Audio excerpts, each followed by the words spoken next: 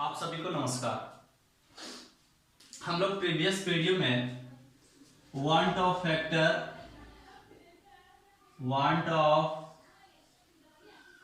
Factor को study किए थे आई को। इसमें से तीन हमने केस ले रखा था। फर्स्ट केस था एसोसिएशन। एसोसिएशन का क्या मतलब था कि कोई मॉलिक्यूल है वो जुड़ने लग गया। इसके लिए आई का वैल्यू लेस देन 1 आता था, यानी कि आगे देख लेते हैं हम लोग डिसोसिएशन का केस भी पढ़े थे। डिसोसिएशन का क्या मतलब था कि हमने अगर ए बी को डाला तो ए प्लस और बी माइनस टूट गया। नेक्स्ट जो मेरा केस था वो नॉन इलेक्ट्रोलाइट था। नॉन इलेक्ट्रोलाइट किसको कह रहे थे? अगर हमने ए के फॉर्म में डाला तो ए ही बचा हुआ, ना वो टूट रहा है ना ही जुड़ रहा है। इसके लिए आई का वैल्यू ग्रेटर देन 1, इसके लिए आई का वैल्यू 1। आपको अगर पता हो केमिकल इक्विलिब्रियम में तो हम लोग molar mass theoretical divided by molar mass observe is equal to I use करते हैं। अगर आई इज इक्वल टू 1 हो जाए तो यहाँ पे क्या हो जाएगा? Molar mass theoretical is equal to molar mass observe. ये तो हम लोग पढ़ ही चुके हैं। इस वाले केस में क्या होगा कि molar mass theoretical greater than molar mass observe. इस वाले केस में क्या होगा?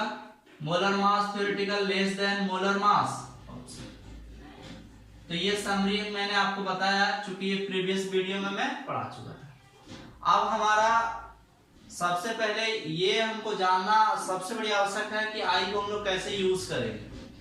तो जैसे कि थोड़ा सा एग्जांपल से आप अगर समझ लो कि अगर हमने 1 मोल यूरिया को लिया और 1 मोल NaCl को लिया, जब इसको हम लोग वाटर में डिसॉल्व करेंगे तो ऐसा का ऐसा 1 मोल पार्टिकल ही देगा। यानी कि हम लोग जानते हैं यूरिया इज ऑर्गेनिक कंपाउंड, ये टूटता नहीं है, ये केवल घुलता है। लेकिन जब इसको आप वाटर में डिसॉल्व करोगे तो क्या देगा? Na+ देगा 1 मोल, 1 मोल Na+ और 1 मोल Cl-। तो ये कायदे से 2 मोल पार्टिकल्स देने वाले, 2 मोल पार्टिकल्स। अगर मुझे आई का अगर अंदाजा ना रहता, आई का कैलकुलेशन अगर मुझे पता ना होता तो मैं इन दोनों का बिहेवियर एक जैसा मानता, लेकिन दोनों का बिहेवियर अलग अलग है। यहाँ पर 1 मोल पार्टिकल है, यहाँ पे 2 मोल पार्टिकल है, दोनों का बिहेवियर एक दूसरे से अलग है। इसी बात को आई एक्सप्लेन कर रहा है। अरे वांट ऑफ फैक्टर की इसीलिए हम लोग को आवश्यकता पड़ी कि सॉल्यूशन की कोलिगेटिव प्रॉपर्टी को हम लोग एक्सप्लेन कर सकते हैं। अब जो हमारा टॉपिक है कि आगे हम लोग देखते हैं कि इसमें जो कोलिगेटिव प्रॉपर्टी से रिलेटेड जितने इक्वेशंस आए हैं, हम लोग कह रहे हैं कि each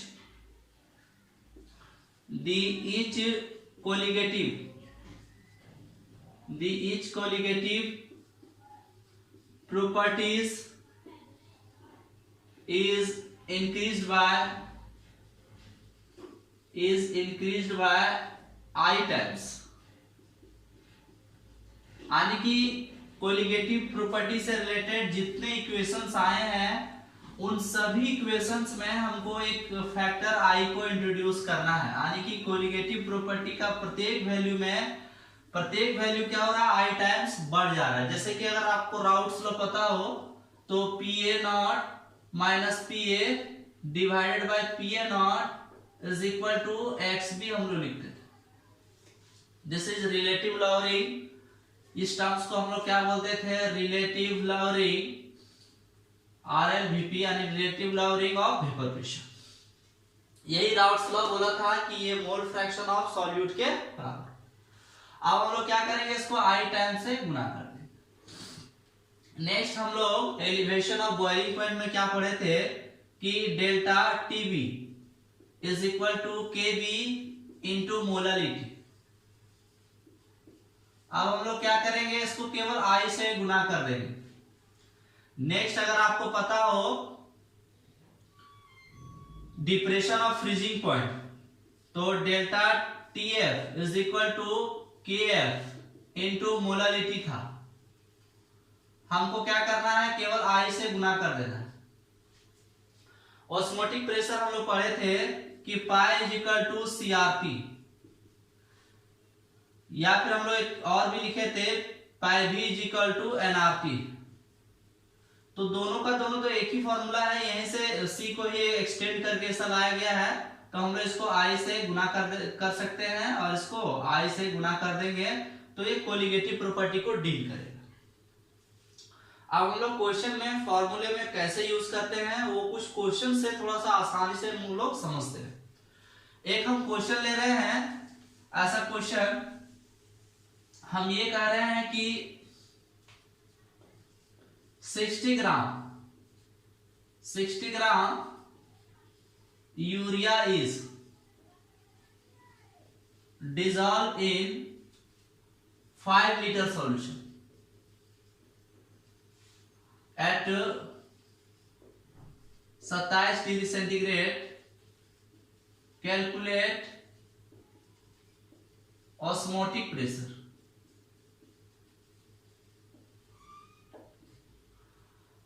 अब हमको क्या करना है कि जैसे हमको पता हो गया कि कोलिगेटिव, जैसा कि क्वेश्चन से इस बात से पता चल रहा है कि ये जो क्वेश्चन है कोलिगेटिव प्रॉपर्टी का है, तो कोलिगेटिव प्रॉपर्टी ऑफ सॉल्यूशन का जब यूज कर रहे हैं तो हमको अब जहन में ये रखना पड़ेगा कि हम I यूज करें। इसी क्वेश्चन को मैं पहले ऑस्मोटिक प्रेशर में पढ़ा चुका हूं, जहां पे मैंने विदाउट I का यूज करके आपको बताया था। तो वहां पे एक अलग बात थी। क्या बात था कि वहां पे I हम लोग नहीं पढ़े थे, इसलिए I को यूज नहीं किए थे। अब I के क्यों यूज नहीं किए थे, आपको जितने कोलिगेटिव प्रॉपर्टी से रिलेटेड क्वेश्चंस आपको बताए गए हैं उन सभी क्वेश्चंस में आप अगर देखोगे तो यूरिया, ग्लूकोज, सुक्रोज, इसी तरह के ऑर्गेनिक कंपाउंड का यूज किया गया है जो आयंस प्रोड्यूस नहीं करते हैं, केवल वाटर में जा लेने के बाद वो घुल जाते हैं, वो आयन प्रोड्यूस नहीं करते हैं। अगर मैं यूरिया के लिए देखूं तो I इज इक्वल टू कायदे से 1 है। क्यों? दिस इज नॉन इलेक्ट्रोलाइट, और हम लोग जानते हैं कि यूरिया वाटर में जाके घुलता है, टूटता नहीं है। अब हम लोग क्या कर रहे हैं, फॉर्मूला यूज कर रहे हैं पाई इज इक्वल टू N/V/RT। तो यहां पे हम लोग एक फैक्टर ला सकते थे, क्या, I into N/V/RT is equal to, अगर यहां पर देखोगे I का वैल्यू कितना है 1 इंटू N का वैल्यू कितना निकलेगा, NV is equal to 60 gram divided by 60 gram per mole, यानी कितने आएंगे 1 मोल, यानी कि मैं यहां पे 1 मोल यूज करूंगा डिवाइडेड बाय वॉल्यूम कितना है 5 लीटर इंटू R का वैल्यू जो मैं यूज करने वाला हूं 1/12 ATM लीटर पर मोल पर केल्विन। ये वैल्यू मैं आपको पहले ही बता रखा है। टेम्परेचर में केल्विन में यूज करूंगा, 27 डिग्री सेंटीग्रेड है मतलब 300 केल्विन में यूज करूंगा। तो मोल पर मोल, लीटर लीटर पर केल्विन केल्विन, इसको अगर सॉल्व किया जाए तो ऊपर में 300 डिवाइडेड बाय 60 ATM, यानी कि कितने आएंगे 5 ATM। तो वहां भी इतने ही आंसर आए, उस वाले में भी इतने ही आंसर आए थे। आप कहोगे कि सर ये क्वेश्चन तो मैं पहले ही बना चुका हूं, तो इसको बनाने से क्या फायदा हमको मिला। यहाँ पे हमने I का यूज सीखा, I को गुना करने के बाद भी हमने देखा कि उतने ही आंसर आ रहे थे। लेकिन कहीं कहीं ऐसा होगा कि जहां पर हम लोग कोई कंपाउंड लेंगे जो टूटेगा वाटर में जाकर के, तो वहां पर I इंट्रोड्यूस करने और ना इंट्रोड्यूस करने से अलग अलग वैल्यू आएंगे। इसलिए हम लोग क्या करें, पहले एग्जांपल से आपको मैंने ये सिखाया कि इसमें हमने अगर I का यूज किया तो 5 ही ATM निकले। तो ऐसा क्यों हुआ, चूंकि I = 1 हमने यूज किया। अगर किसी को मैं 1 से गुना करूं या भागा करूं तो कोई फर्क नहीं पड़ता है। नेक्स्ट क्वेश्चन में आपको फर्क डालने वाली है, वो ये क्वेश्चन है कि 58.5 ग्राम NaCl is dissolved dissolve in 5 liter solution at 27 degree centigrade. Calculate osmotic pressure. अगर कोई इस क्वेश्चन को ऐसे सॉल्व करना चाहे, यहां पे मैं सॉल्व कर रहा हूं, वो कोई क्वेश्चन को इस तरह से सॉल्व करना चाहे और वो कहे कि मेरा आंसर सही है, अगर मैं इस क्वेश्चन को सॉल्व करूं तो अगर मैं ऐसा सॉल्व करूं कि pi is equal to N by V R T, यानी कि एन कितना हो जाएगा, मैं एन निकाल लूं हेयर, एन बराबर डब्ल्यू बाई एम एम, तो डब्ल्यू मेरे पास कितना है, यहाँ पर देखिए 58.5 ग्राम डिवाइडेड बाय 58.5 ग्राम पर मोल, यानी कि 1 मोल आएंगे।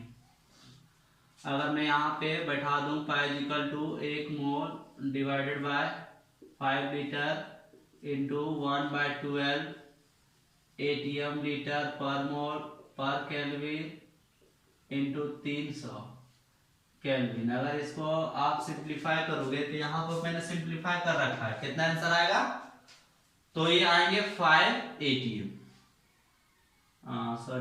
5 एटीएम, ठीक। लेकिन ये रॉन्ग है।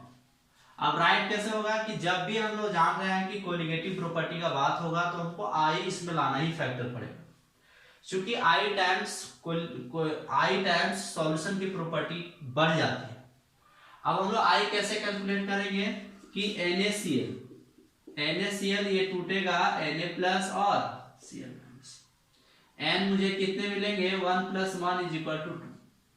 एक चीज जो मैं आपको बताने जा रहा हूं, ध्यान रखिएगा, क्वेश्चन में कोई ऐसा कंपाउंड है जो वाटर में जा लेने के बाद वो टूट रहा है, और क्वेश्चन में डिसोसिएशन का वैल्यू कुछ नहीं दिया हुआ है, मतलब अल्फा का वैल्यू नहीं दिया हुआ है, तो उस वाले क्वेश्चन में अल्फा का वैल्यू मैं 100% यूज करूंगा, 100% यूज करूंगा। और अगर जिस क्वेश्चन में अल्फा का वैल्यू गिवन हो तो जितना गिवन हो उतना ही यूज करेंगे, लेकिन अगर कुछ गिवन ना हो तो 100% मतलब 100/100 = 1। अब मेरे पास अल्फा बराबर 1 आ चुका है, तो मैं लिख सकता हूं I = 1 + n - 1 * अल्फा, यानी कि 1 + 2 - 1 * 1, यानी कि 1 + 1 * 1 = 1 + 1 = 2। I मुझे कितना पता हो गया है, 2। अब यहां से मैं क्या कर सकता हूं, इससे रिलेटेड ऑस्मोटिक प्रेशर को कैलकुलेट कर सकता हूं। अब ऑस्मोटिक प्रेशर को अगर हम लोग कैलकुलेट करें तो फॉर्मूला मेरे पास है कि पाई इज इक्वल टू, मेरे पास फॉर्मूला है pi is equal to n by V R T. N i मुझे इंट्रोड्यूस करना पड़ेगा, i into n by V R T. I कितना है 2 इंटू एन मुझे पहले पता हो गया 1 mole divided by 5 litre into 1/12 ATM litre per mole पर केल्विन इंटू 300 केल्विन। तो इसको मैं अगर सॉल्व करूं तो इतना को मैंने पहले सॉल्व किया है, तो 2 × 5 एटीएम, यानी कि मैं इसको गुना कर दूं 10 एटीएम। तो अब ये सही है, ठीक है। इसीलिए मुझे आई को इंट्रोड्यूस करना बहुत ही आवश्यक है। नेक्स्ट क्वेश्चन को हम लोग करते हैं ताकि मुझे और भी पता हो जाए कि आई को हम लोग कैसे यूज करते हैं। कैलकुलेट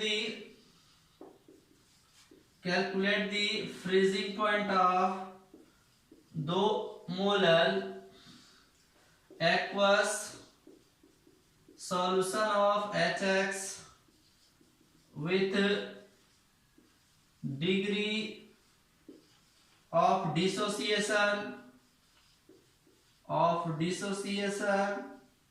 0.3। ये क्वेश्चन को अगर आप देखोगे तो फ्रीजिंग पॉइंट का क्वेश्चन, और फ्रीजिंग पॉइंट कोलिगेटिव प्रॉपर्टी से रिलेटेड है, तो मैं आई इसको कैलकुलेट पहले कर। HX वाटर में जाएंगे तो H प्लस और HX माइनस देंगे, HX वाटर में जाएंगे तो H प्लस और X माइनस देंगे, तो N = 1 + 1 यानी कि 2।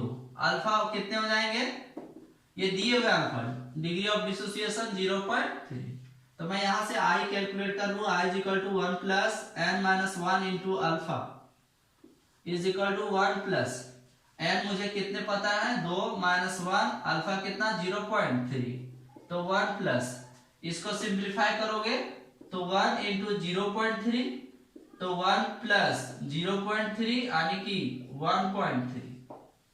आई का वैल्यू मुझे कितना पता हो गया है 1.3। अब नेक्स्ट मैं क्या करूं, फ्रीजिंग पॉइंट निकालूं। तो फ्रीजिंग पॉइंट निकालने के लिए मेरे पास क्या फॉर्मूला है, फ्रीजिंग पॉइंट निकालने के लिए मेरे पास फॉर्मूला ये है कि delta T F is equal to I into K F into molality. आपको पता हो कि हमेशा जब भी कोलिगेटिव प्रॉपर्टी का रिलेटेड कोई भी हम लोग फॉर्मूले को यूज करेंगे तो आई से गुना ही करेंगे, ठीक, चाहे कोई भी हो। आई पहले हम लोग कैलकुलेट कर लेंगे, फिर क्वेश्चन में रख देंगे और फिर क्या होगा, हमारा जो भी आंसर रहेगा आराम से आ जाएगा। अब हम लोग क्या कर रहे हैं, फिर ये डेल्टा टी एफ को तोड़ रहे हैं, तो delta T F naught minus T F is equal to i मुझे पता है 1.3 इंटू 1.86 केल्विन के जी पर मोल इंटू 2 मोल पर केजी। तो मैं अगर इसको सिंप्लीफाई करूं तो डेल्टा टी एफ इसका वैल्यू कितना हो जाएगा 273 केल्विन माइनस टी एफ, इसको अगर गुना किया जाए तो 4.8 केल्विन आएगा, ये केजी पर केजी कट जाएगा, पर मोल मोल कट जाएगा। अब क्या हो सकता है कि मैं इधर लिख लूं कि 273 kelvin minus 4.8 kelvin is equal to T F. इसको अगर सॉल्व करोगे तो 273 माइनस 4.8 तो कितना हो जाएगा 2, यहां से 862 यानी कि 268.2 kelvin is equal to TF. मुझे टीएफ पता हो गया। अगर मैं चाहूं तो इसको यहां भी छोड़ सकता हूं और मैं आगे और इसको डिग्री सेंटीग्रेड में भी कन्वर्ट कर सकता हूं। डिग्री सेंटीग्रेड पे अगर कन्वर्ट करोगे तो क्या करना पड़ेगा कि 273 केल्विन को घटाना पड़ेगा, 273 घटा लेना पड़ेगा, तब डिग्री सेंटीग्रेड में चला जाएगा। तो इसको घटाओगे तो minus 4.8 degree centigrade is equal to TF. ये मेरे पास आंसर आ जाएगा। ऐसा कैसा हम लोग नेक्स्ट क्वेश्चन की तरफ बढ़ते हैं ताकि और भी हम लोग को ज्यादा अच्छे से समझ में आ जाए। नेक्स्ट हमारा क्वेश्चन है,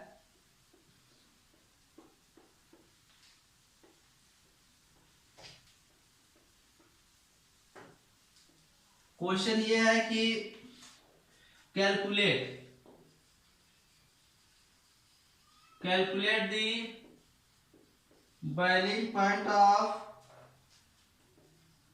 boiling point of an aqueous solution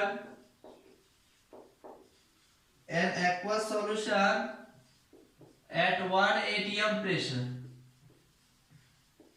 1 atm pressure in degree centigrade. किसमें आंसर चाहिए, डिग्री सेंटीग्रेड में। ऑब्टेन्ड बाय डिसॉल्विंग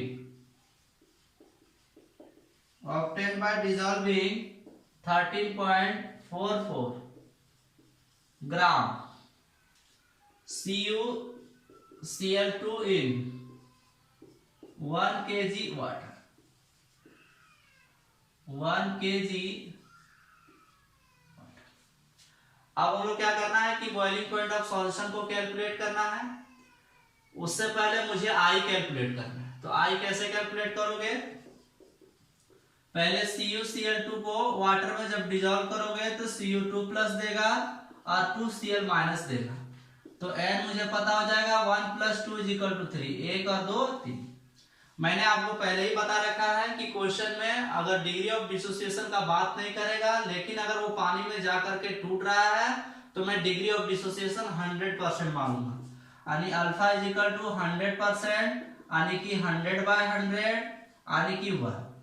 तो मैं आई यहां से कैलकुलेट कर लूं, i is equal to 1 plus n minus 1 into alpha, तो 1 प्लस एन मुझे 3 है माइनस 1 इंटू 1, तो मैं लिखूं 1 प्लस 2 इंटू 1 यानी कि 1 प्लस 2 इज इक्वल टू 3। मुझे आई कितना निकल गया है 3। अब मैं क्या करूं, यहां से मैं बॉइलिंग पॉइंट निकालूं सॉल्यूशन का। तो सॉल्यूशन का अगर आप बॉइलिंग पॉइंट देखोगे तो उससे रिलेटेड आपको कोलिगेटिव प्रॉपर्टी में जो रिलेशन आया हुआ है बॉइलिंग पॉइंट से वो आपको लिखना होगा। तो अगर आप इस तरह का देखोगे तो लिखोगे कि delta TB is equal to I into KB into molarity. अच्छा, मोलरिटी में ना लिखूं इसलिए चूंकि मास के टर्म में गिवन है, तो मैं लिखूं W B by M B into 1000 gram पर KG divided by W A in gram.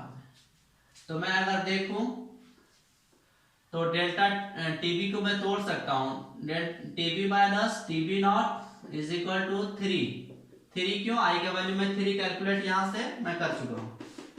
तो मैं केबी का वैल्यू बैठा दूं, चूंकि वाटर है तो वाटर के लिए केबी का वैल्यू 0.52 केल्विन केजी पर मोल इनटू 13.44 ग्राम डिवाइडेड बाय, अगर इसका हम लोग मोलर मास को देखें तो कॉपर 63.5 और इसका होता है 35.5, तो 2 से गुना कर देंगे तो 71 हो जाएगा। तो मैं इसके लिए लिखूंगा 134.5 ग्राम पर मोल इनटू 1000 ग्राम पर केजी डिवाइडेड बाय 1000 ग्राम, तो ये कट जाएगा टर्म्स। यहां से मैं लिखूं कि टीबी माइनस वाटर कितने बॉइल करता है 100 डिग्री सेंटीग्रेड पे, यानी कि मैं लिखूं 373 केल्विन इज इक्वल टू, इसको मैं क्या करूं सिंप्लीफाई कर लूं तो 10 आएगा, इसको मैं गुना कर दूं तो 650 डिवाइडेड बाय 10 केल्विन। तो मैं लिखूं TB minus 373 kelvin is equal to 0.156 kelvin. तो मैं बोलूं कि TB is equal to 373 plus 0.156 kelvin, यानी कि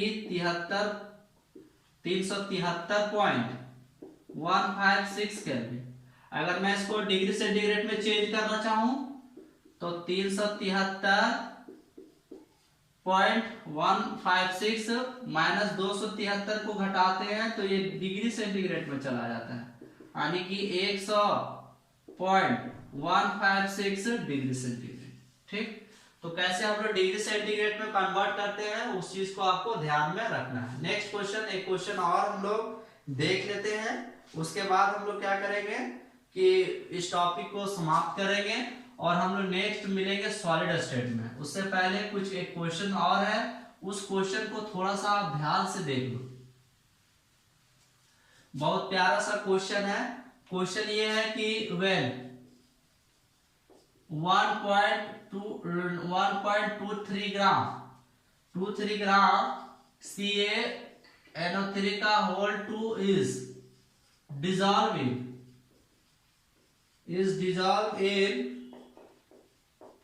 10 ग्राम वाटर। अगर हम लोग क्या करें कि 1.23 ग्राम कैल्शियम नाइट्रेट को अगर 10 ग्राम वाटर में डिजॉल्व कर दें, the solution boils at, boil करने लगेगा सॉल्यूशन 100.95 डिग्री सेंटीग्रेड पे ये बॉयल करने लगेगा। बोलता है कि calculate the percentage dissociation of calcium nitrate. Calcium nitrate कितना परसेंट टूट रहा है वो निकालना है। आप कहोगे कि सर आप क्वेश्चन में कह रहे थे कि कोई अगर वाटर में जा लेने के बाद टूट रहा है तो मैं उसका डिसोसिएशन 100% मानूंगा, तो इसका आंसर 100 हो जानी चाहिए। लेकिन चूंकि क्वेश्चन में आपको कह रखा है कि आप कैलकुलेट करिए, इसका मतलब मैं 100 नहीं मान सकता, मैं इसको कैलकुलेट करके देखूंगा कि ये कितना आएगा। तो पहला जो मेरे पास रिलेशन है उस रिलेशन को यूज करते हैं, यानी कि delta TB is equal to I into K B into W B by M B into 1000 gram पर K G divided by W A in किस में, ग्राम। अब हम लोग इसको लिखे TB minus TB not is equal to i, मुझे अभी नहीं पता है केबी कितना हो जाएगा, वाटर का केबी कितना हो जाएगा 0.52 केल्विन केजी पर मोल इंटू डब्ल्यू बी का मुझे वैल्यू कितना पता है 1.23 ग्राम, और डब्ल्यू ए अगर मैं कैलकुलेट करूं तो डब्ल्यू ए अगर सॉरी एम बी अगर मैं कैलकुलेट करूं तो एम बी का वैल्यू कितना हो जाएगा, वो यहां पर हम थोड़ा सा देख लें, 40 कैल्शियम का और इसका NO3 का 62 को 2 से गुना करेंगे तो 124 यानी कि 164 ग्राम पर मोल इंटू ऊपर में 1000 ग्राम पर केजी और नीचे में 10 ग्राम, तो मैं ग्राम ग्राम काट दूं, ग्राम ग्राम कट गया, पर मोल केजी पर केजी। अब बोल रहा है कि वाटर कितने में बॉयल कर रहा है 100.95 डिग्री सेंटीग्रेड, मतलब 373.95 केल्विन माइनस वाटर कितना बॉयल करता है 100 डिग्री सेंटीग्रेड पे, मतलब 373 kelvin is equal to I into, अगर मैं इसको सिंप्लीफाई करूं तो 0.52 इंटू 1 ये मैं इसको 0 काट दूं, 100 से गुना करूंगा तो पॉइंट हट जाएगा, तो 123 डिवाइडेड बाय 164 ये केल्विन। यहां पे अगर मैं सिंप्लीफाई करूं 0.95 केल्विन इज इक्वल टू हम लोग कह सकते हैं I into 0.52 into 123 divided by 164 kelvin. तो हम लोग यहां पर लिख सकते हैं I is equal to 0.95 into 0.95 kelvin into, ऐसे क्रॉस गुना कर रहे हैं, इस तरह से क्रॉस गुना, ये क्रॉस गुना हो जाएगा, ये भागा में चला जाएगा, तो हो जाएगा 164 डिवाइडेड बाय 0.52 इंटू 123, इसको सिंप्लीफाई करोगे तो 2.43 आएगा। आप सिंप्लीफाई कर लोगे, यहाँ केल्विन है, यहाँ भी केल्विन है, तो केल्विन केल्विन कट जाएगा। अब हम लोग यूज कर रहे हैं एन पहले निकाल लेते हैं, कैल्शियम नाइट्रेट जब पानी में जाएगा तो कैल्शियम 2+ और नाइट्रेट सिंगल -2 हो जाएगा, तो n इज इक्वल टू 1 + 2 यानी 3, कैसे जोड़ दिए।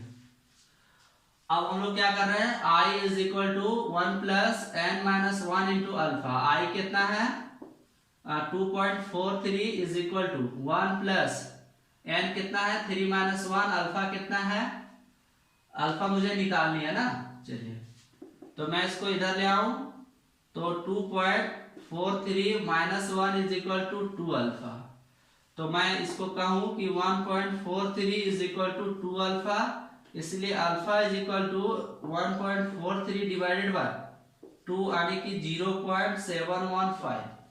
अब मैं क्या करूं, इसको परसेंटेज डिसोसिएशन अगर मैं लिख दूं यहीं पे तो कितना आंसर आएगा, percentage dissociation of calcium nitrate is equal to 0.715, 100 से गुना कर देंगे तो 71.5, यानी कि कैल्शियम नाइट्रेट जब वाटर में जा रहा है तो कितना परसेंट टूट रहा है 71.5%। एक लास्ट क्वेश्चन आपको बनाने के लिए मैं दे रहा हूं, बहुत प्यारा सा क्वेश्चन है, IIT का क्वेश्चन है, वो आप सॉल्व करके देखोगे और मैं आशा करता हूं कि आप बना भी दोगे, कुछ मैं हिंट भी कर दूंगा, उसके बाद ये लेसन समाप्त होता है। आप लोग को मैं नेक्स्ट सॉलिड स्टेट पढ़ाने जा रहा हूं। हम लोग क्या कर रहे हैं, क्वेश्चंस को देख रहे हैं कि calculate calculate the freezing point of 0.2 molar aqueous solution of a weak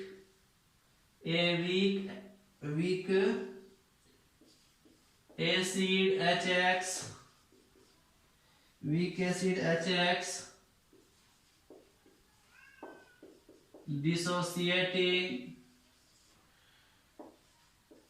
20% in degree centigrade.